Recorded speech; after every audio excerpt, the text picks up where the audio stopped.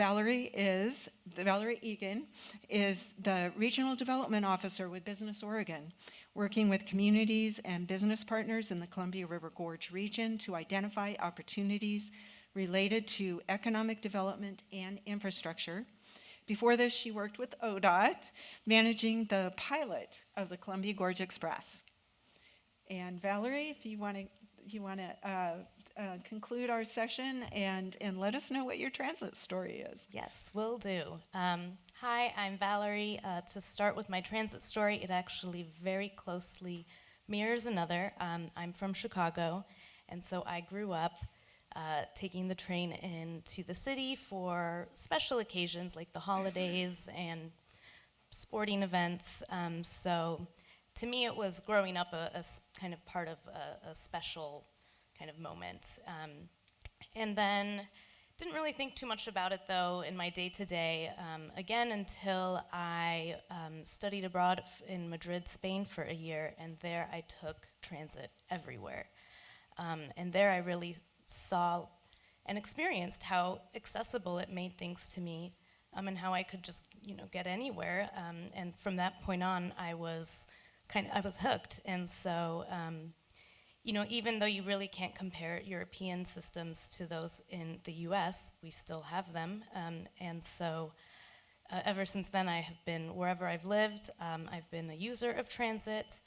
And, when I'm traveling, I like to take transit as much as possible. I think it's a really great way to see a new place.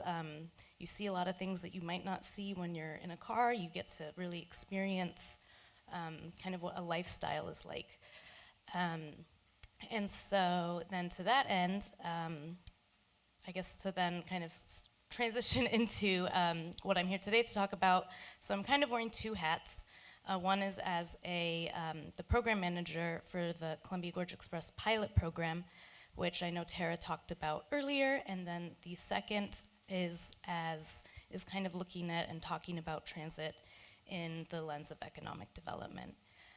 So with the Columbia Gorge Express, I was really, when ODOT piloted the program, it started as a shuttle service between Rooster Rock and Multnomah Falls. I know Tara covered that, but me and then the interns that I managed were really in the trenches on running that service. And so through that, I got to see actually what it was like to run transit. I mean, I had no experience whatsoever on that end of things. When they hired me, I was like, are you sure?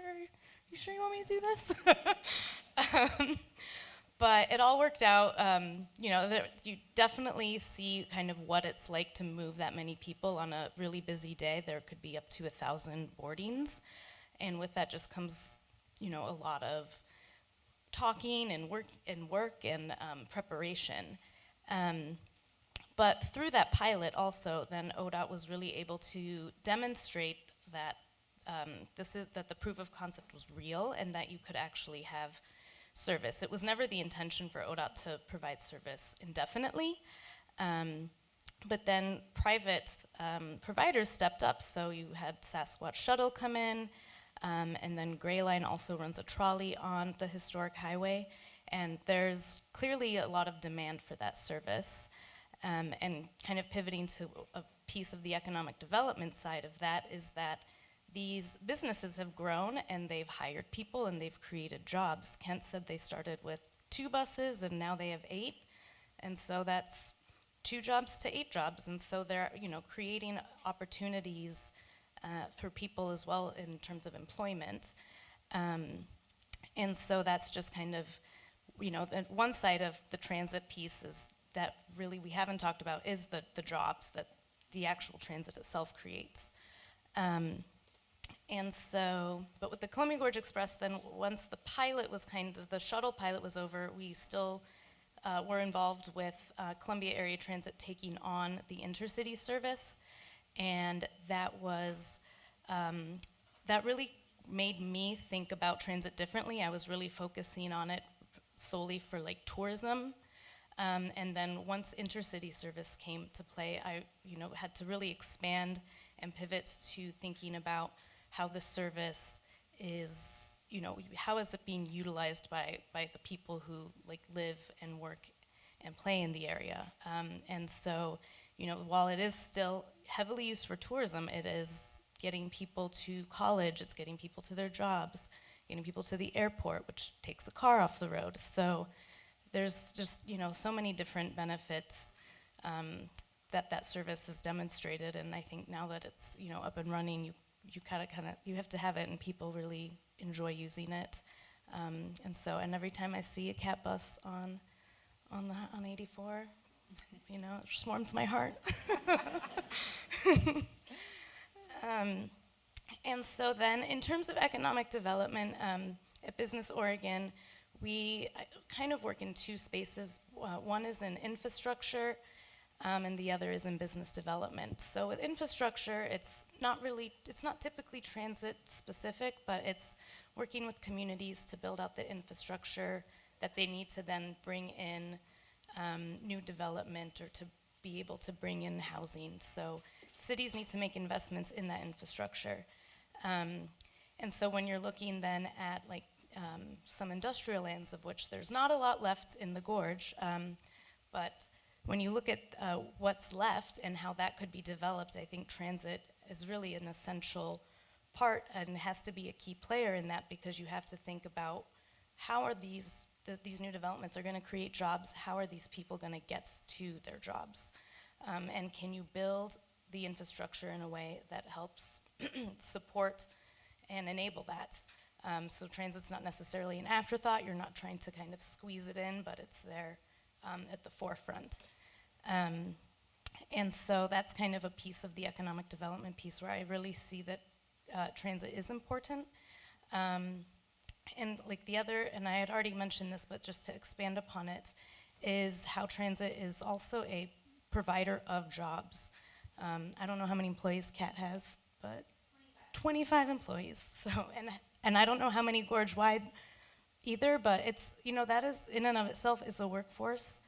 And I know that there have been challenges in, finding bus operators, challenges with finding bus operators and identifying workforce there for transit. And so that's just something that I think also is kind of needing to be addressed, and through partnerships with community colleges and high schools, you can create pipelines to develop that workforce and to show that transit really can be a viable career for people. And so that's just kind of a key piece there. And then transit can also then bring people to their job. So it really is a driver of kind of workforce mobility and how people can get to work. And in a place like the Gorge, where housing is limited and development of new housing is really slow, it can be a really key player in people who, can't necessarily, in terms of getting people to where they have to go, particularly if they have to live, if they're more low income and can't live or afford to live in a city center, being able to use transit to get to work really allows people to participate in the economy and also then supports kind of an ecosystem where more business or development may be attracted. I know that it can be kind of a political issue in terms of what type of development would happen here. I know it takes a while, but it's just something to kind of that I keep in mind too, is how is the workforce mobility piece coming into play when you're kind of looking at different ways to support the business community. So yeah, I think that's it. Thanks, Valerie. I'll wrap that up. Thanks so much. And I do want to say, I do a lot of onboard surveys on the buses, and it is always astonishing to me how many people are riding the bus getting to work. And that just never ceases to amaze me. They really rely on the bus. There are many of them who do not or can't drive and would not have a job if they couldn't ride the bus. So really important tool for us.